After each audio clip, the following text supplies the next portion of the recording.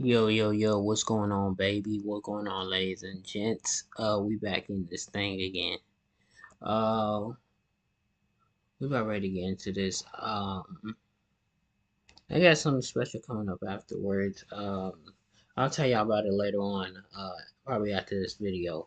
But anyways, let's get right into it. This is 14 legendary wrestling games. Happy to I gotta send say, out for most 15 of these, recap I emails wasn't. from meetings I wasn't on. I A didn't play 30-page most of it. What's going on, everybody? Kenny Bomb is in the building, and I was perusing the internet, as one does, and I ran into this article titled Top 14 Legendary Wrestling Games. And I immediately got confused because 14 legendary wrestling games don't exist. So instead of going through the list, I decided to hop on camera so we could go through the list together, because I need you guys to help me figure out, are there really 14 legendary wrestling games? If not, how many exist?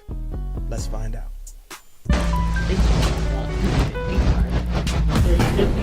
No, 10 to 15 games that are legendary, not wrestling games. I say about 5. Man, boy, they coming now. All right, so this is from Microsoft Start. I guess they watch what I do on the internet, so every day they feed me these BS wrestling articles, but I just today, know they're going to throw it in there. My click.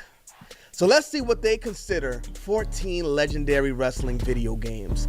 The first one we have is 2K14. WrestleMania 2000, which was released in 1999. 2K14 gotta be now in there. this one I will give them. That was a great WrestleMania game. 2000 was definitely a That's the legendary only wrestling game I think me and my A lot bros, of people like, put played, No like- Mercy on this pedestal, but to not like me, I think last wrestling game WrestleMania we 2000 played, was because the me and better my game, brothers simply used to play because it clean it was before. the first to do I'm it. talking about, Well, like, we all, WCW like, versus played, like, NWO together. Revenge did come out before Like, I had the WrestleMania game, he 2000, had the but game. back then I was a WWF tribalist, so we were not messing with that WCW garbage. And the Undertaker in this game was perfection. So It doesn't WrestleMania look like 2000, it, but hey, I'll give it to him. So we got one legendary wrestling game so graphics. far. Right behind it, they go No Mercy. These were kind of the same games now. I'll give it to No Mercy. It did have the improvements over WrestleMania 2000. It So does. It looks. this one actually better. goes on top, but again, WrestleMania 2000 was first, so that's the one I have more fond memories with. So it's fine. You get two legendary wrestling games looks here so improved. The Very next much one, improved. whoo, man. No Mercy. Oh baby. SmackDown Here Comes the Pain in 2003. Whoever wrote this article is on a roll, because SmackDown Here Comes the Pain may just be the best wrestling game of all time. Some people will say No Mercy, but for me, I'm going Here Comes the Pain. You talk about a perfect wrestling game, it's Here Comes the Pain, and right now they are 3 for 3, because this one was definitely legendary as well. The next one, I wanted to shut your mouth. SmackDown versus Raw 2006. That Now, I was a played a good little game. bit of 2006, but I really I dove remember it into for the the tag SmackDown team. versus Raw It was games very in tag team 2007, because that's That was when they 2009. officially Hey. came on the Xbox. My about fondest that memories later. of SmackDown versus Raw 2006 all took place in the Creation Suite. I remember this is the game where I actually dove in and I started creating like Spider-Man, Venom, Batman. You go to Game FAQs or something and find a good formula, you could create pretty much anybody. So that's where I really remember the most about SmackDown versus Raw 2006 and the Bra and Panties. That match. Bra and Panties matches were pretty cool. But for Yeah. me, I wouldn't say this is a legendary wrestling game. A very good one, but coming off of Here Comes the Pain, it didn't top it. So I wouldn't say this one was legendary. Let's go ahead and move on to the next. They have Fire Pro Wrestling Returns. Now, this is one I hear people talk about a lot, I ain't but this is never not one seen I this played game at all. before. My first Fire Pro Wrestling was Fire Pro Wrestling World, and I don't think that one was legendary. Again, I know there's a certain group of people who love those games, but for me, just not good. You got to come harder than the graphic style they come with. You know, the gameplay, whatever, it has its own feel, it has its uniqueness to it, but I wouldn't put it in the legendary bracket. If we're going to count this, then we should count WWE 2K14.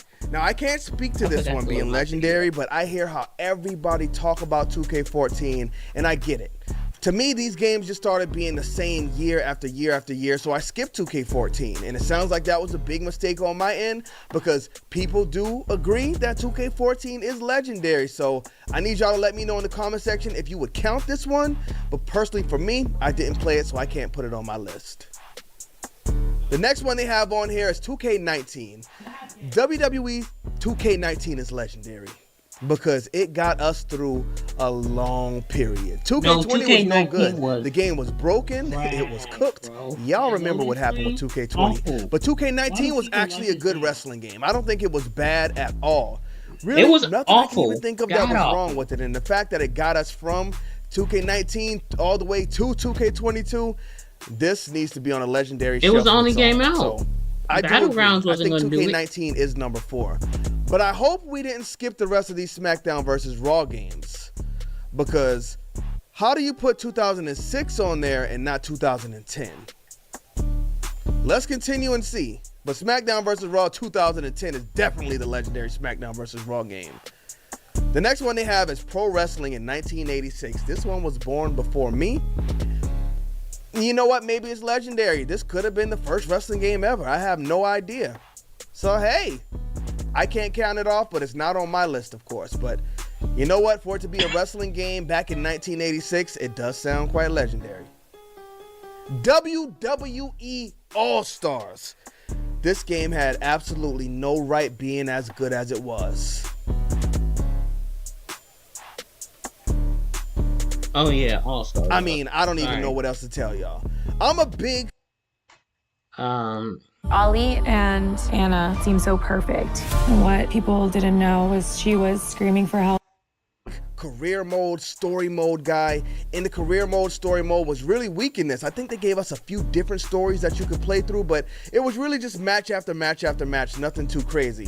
But the gameplay in this, gameplay really is never enough to sell me. You gotta have a good story and you gotta have a good foundation around it. But just the gameplay in WWE All-Stars was so good. This with my friends. It's legendary.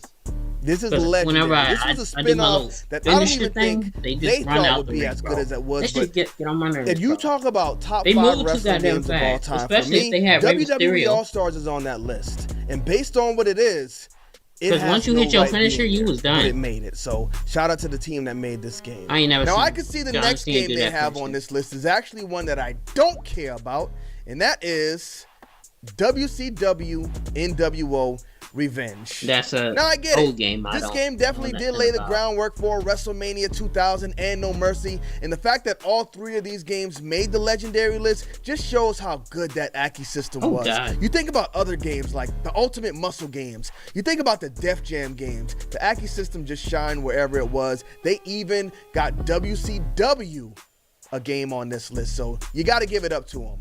But you won't find WCW Thunder on here. I'll tell you that for sure.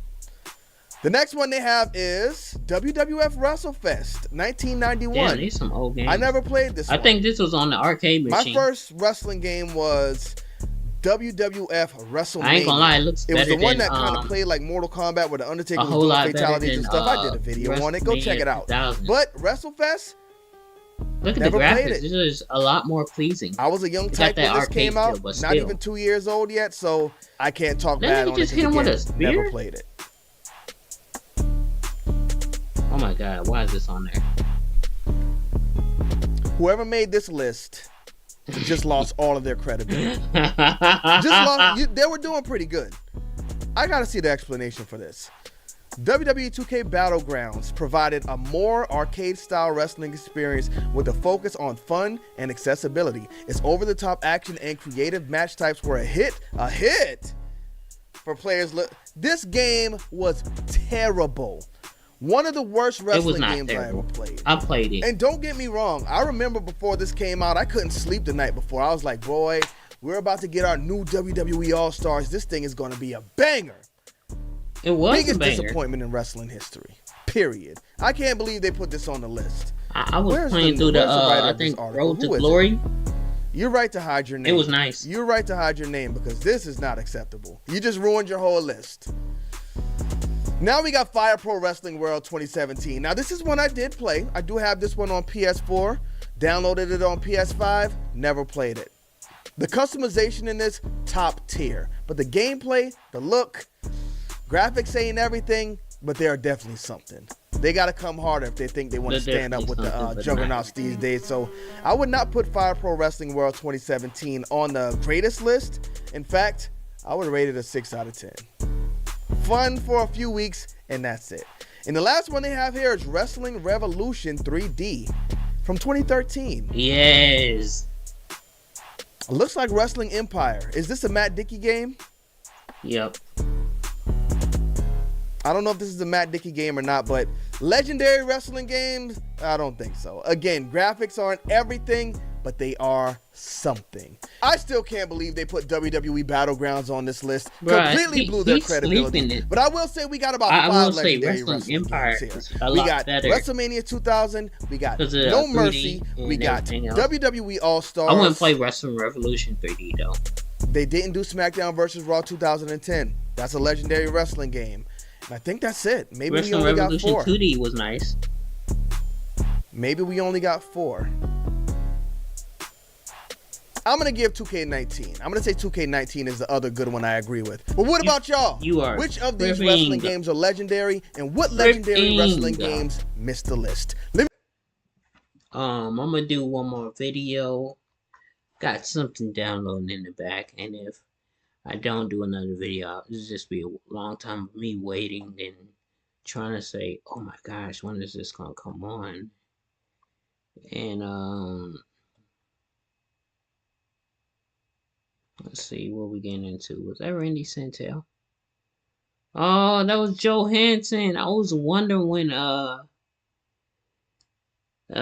Joe Hansen and this has only been would do like some type of collab. I'm guessing he had a collab with Beer Meats Food, and then he made Beer Meats Food gave him like a so excited to see you do this and that, and you know. Okay,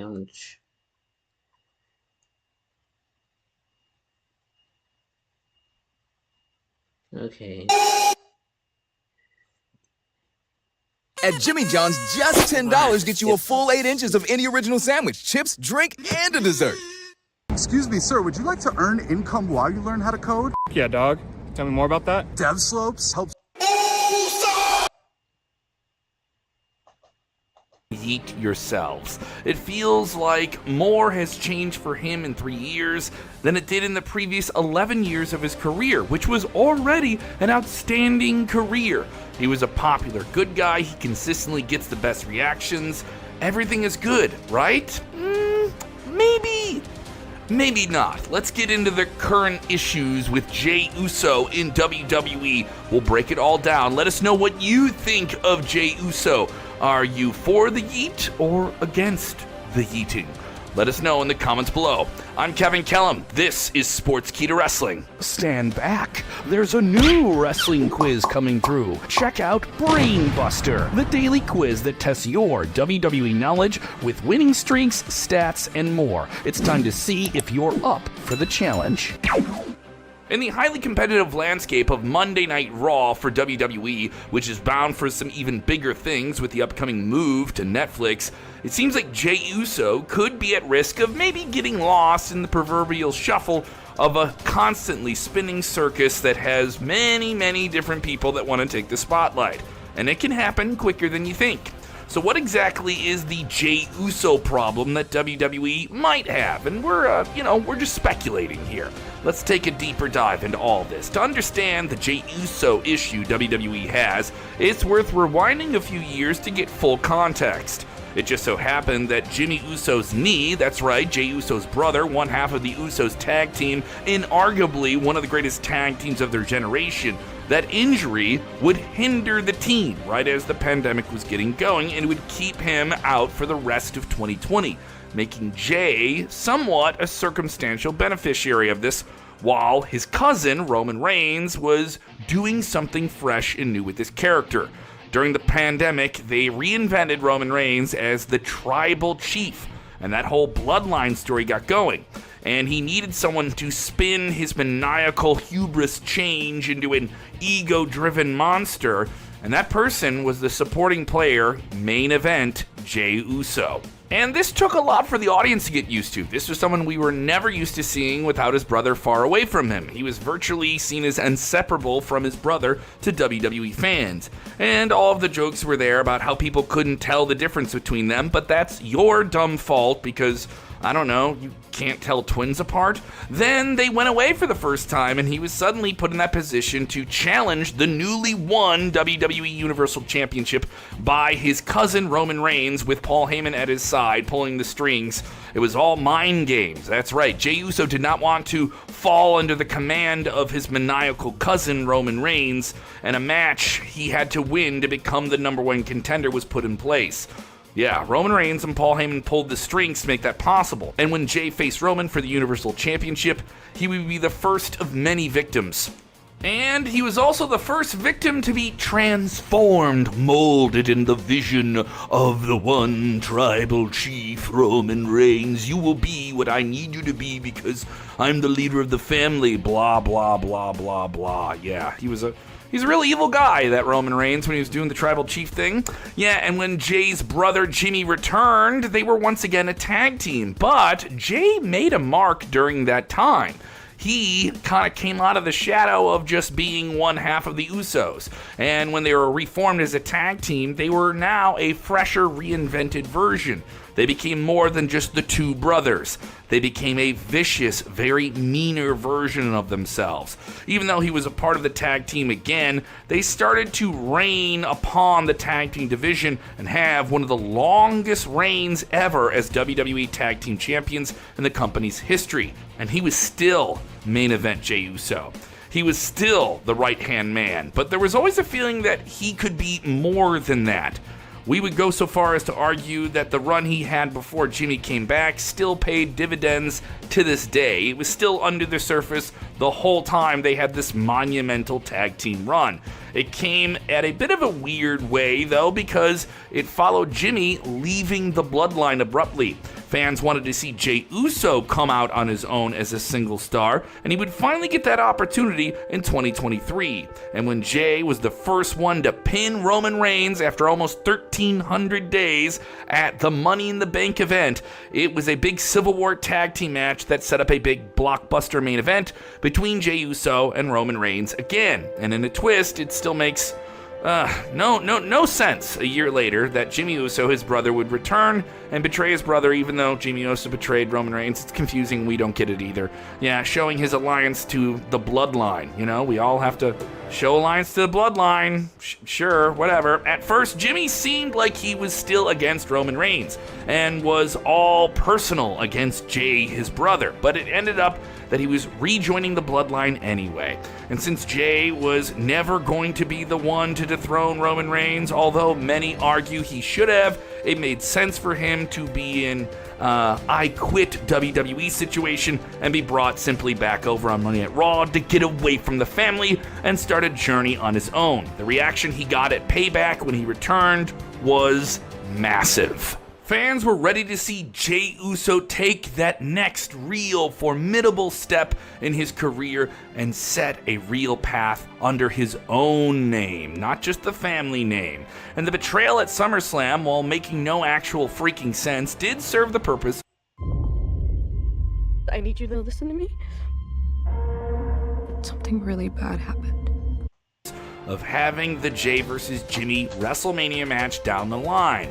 There were a few problems for Jey a few months into his run as a singles guy on Raw. Just a month in, he won the Undisputed Tag Team Championships with Cody Rhodes. What's the problem?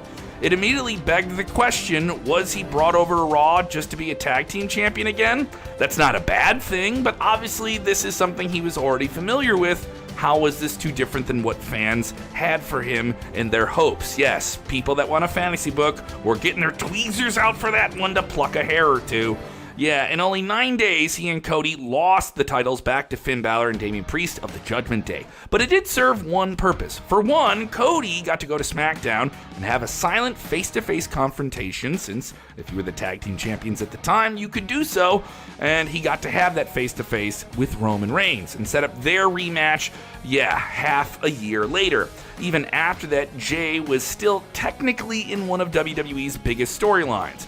He was teaming up with Cody Rhodes, Seth Rollins, Sami Zayn, and Randy Orton against the Judgment Day at Survivor Series War Games in front of a sold-out, rocking Allstate Arena in Chicago. I was there. It was awesome. Overall, it was so far so good kind of situation. but the problems began to emerge in late 2023. The main issue was that Jay, while useful and very popular, was lower on the priority list. There was a lot of people getting over around this time, and sometimes people get shuffled. Sometimes some people usurp their position or overperform expectations. He wasn't going to be the one to dethrone Gunther for the WWE Intercontinental Championship that he had an iron grip on, and his title reign was breaking records, even his feud against Drew McIntyre. The idea was to turn Drew into a vicious bad guy at the expense of Jey Uso. So WWE couldn't have Jay besting him in the match. But Jay still did the right thing by helping to get a character ready for WrestleMania season.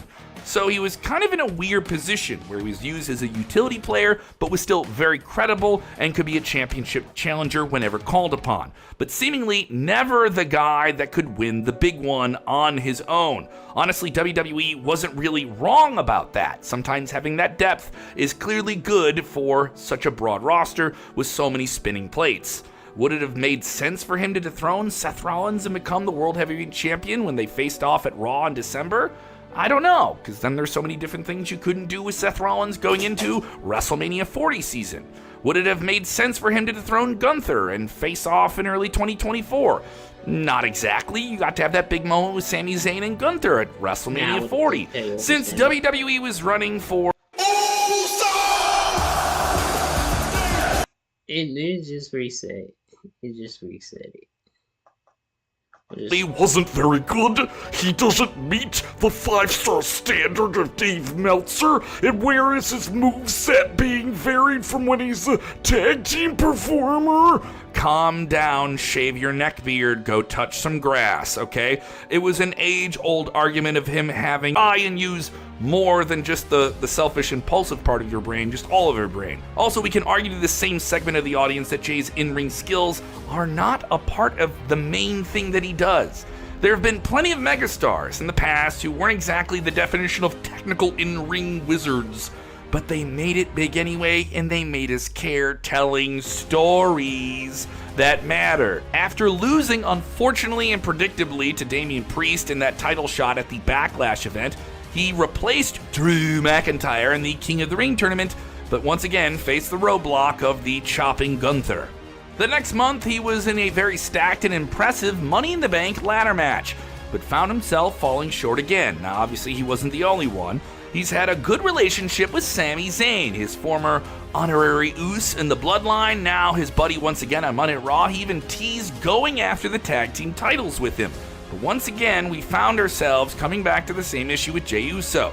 Is it best for WWE to utilize him as a tag team specialist and give him another tag team reign with another tag team partner, or really run with this entire yeet thing and make it special? It's a catch-22 situation. Yeah, they know they have a hot star who the crowd is getting behind, and they can't deny him a spot on television. Yeah, it's true. It's true. What if I told you for just $1 down?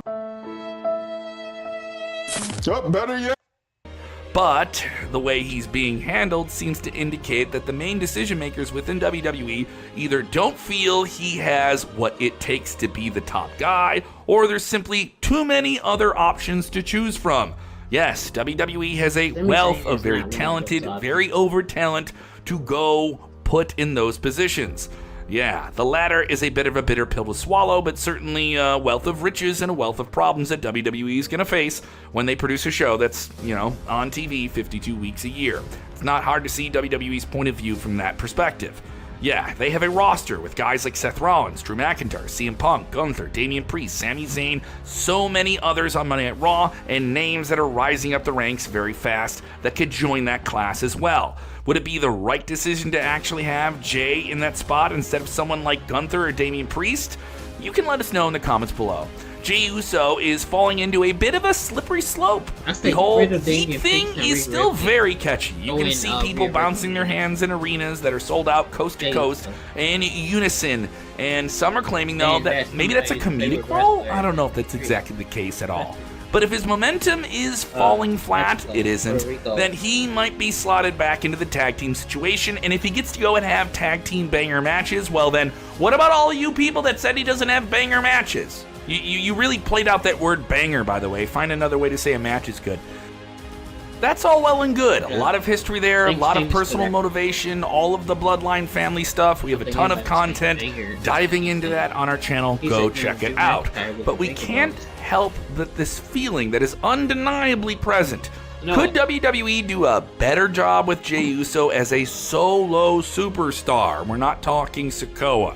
Now, Braun Breaker is the WWE Intercontinental Champion. There's almost no way that someone like Jey is going to prematurely end his reign right now. There's simply too much magic behind everything that Braun is doing.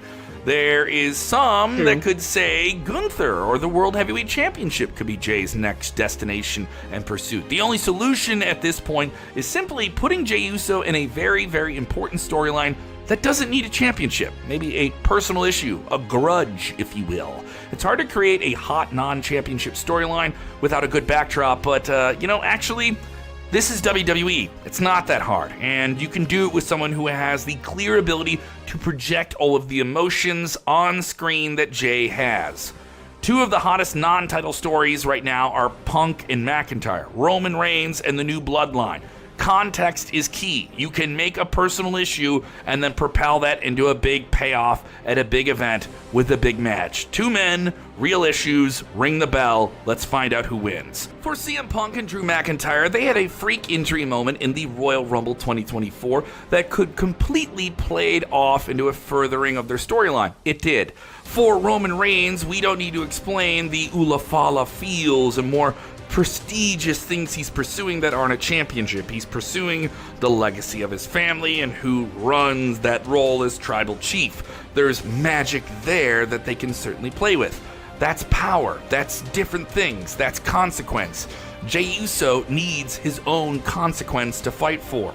There's definitely the opportunity for that to happen when Jey is in a position where he's hot, he still is, because he needs the story that gets him to that next breakthrough level. Bring that Jimmy levels back. Have them him feud again. up. Either that Then or they- WWE they fans feud will have big to accept one. the unfortunate reality Hug it that out. Jey Uso may never be viewed as the top guy, but the guy who's right by him. We would argue that he deserves a shot at it all in WWE, but WWE needs to navigate that and how to handle that with him and faster than milk sitting in a fridge. This isn't that. There are new casual fans that are yeeting right now, and they're not watching this video and arguing with you in the comments. But that's okay. Jey Uso is over with them. Jey Uso is over with the diehard fans arguing in the comments. But it doesn't matter. If he's over, where does it go from here? Does he still have the momentum to get to the next level and be main event Jey Uso again? Yeah, that's the real yeet of the situation here. If it doesn't happen, WWE could be risking another major potential single star slipping through their fingers as the stardust is glimmering off of them. What do you think? Let us know in the comments below.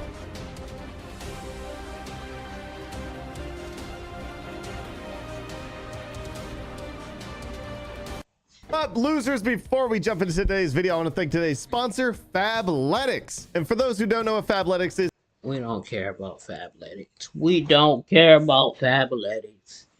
Hey guys, it's Corey. We're back. Yeah. I said I was gonna tell y'all something at the end of the video, and that's what I'm gonna do. I'm gonna tell y'all something at the end of the video. I just got 2K25. Yeah. My thing been downloading for the longest time. Not the longest time. It's actually going pretty fast. I got my internet speed on 5 megahertz, so that makes everything quicker. Yeah, my thing be done in 8 minutes, bro. It's crazy. I started it when the stream first started. We was at 40 minutes. I waited till the first. You know, you got that little first download that then it gets to the ready to play, and then you get the other downloads like right there and over there, and yeah, that's what I'm waiting for. I'm gonna want to get in the game just for them to throw me into oh, so we're gonna teach you how to play the game. I'm ready for it though, bro. My court, whew, make my own player. You know what I'm gonna do? I'm gonna make my own player first. Then I'm gonna make me a new player. I'm gonna delete the old player I just made. You know what? You know what happens. You make your own player first, and then they try to put you in the high school thing. They didn't do it from for this year, 2K24. I guess last year they had it as optional. I know they're not gonna do that this year. I've seen videos. I didn't watch any of them because I don't want to be spoiled. But I seen them videos online that's like my high school journey starts here and stuff like that, like Cash Nasty and everybody else. I think I saw Yoris. He was on there. He was on there playing Park. He's a weird guy, bro. He always talks bad about the game, as everybody else does. He says he ain't touched my career in years. I gotta say, ain't touched my career in years. You're lying. You're liars, bro.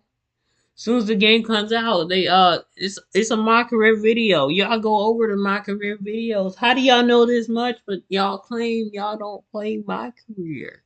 When it comes to me, all I play is my career, bro. I do not have time to be taking people on, bro. This is not 2K20. For me, no. Why am I stressing, bro? I gotta hear in the chat, bro. Bro, you sold us. Bro, you sold us. No, bro, I can't play, bro. My stuff is on rookie mode. I don't care what nobody see. I'm on rookie mode, getting this VC. Sometimes I don't feel like getting VC. I just buy the thing, bro. Like $20. Like, bro, it's like that. It's like that. My stuff is gonna be done in like 5 minutes, bro. I saw the hairstyles. It was like 5 new hairstyles, bro. I'm gonna use any of the new hairstyles. I'll just keep sticking with the old hairstyles. I'm probably gonna have to go to 2K24. Not go back to the game of 2K24. I'm talking about when it comes to the face creations. I'm gonna give me a nice face creation. I'll probably do that later on. Of course, I'm gonna give me a hairstyle though when we load in. And speaking of loading in, we're loading in 5 minutes. So I'm gonna be right back in 5 minutes, bro. Well, y'all will be able to see every moment possible. This next video might be my last video, cause knowing me, I'm get on 2K. Then I'm gonna be on 2K like the rest of the day. Y'all ain't gonna want to see like long 2K videos. Anyways.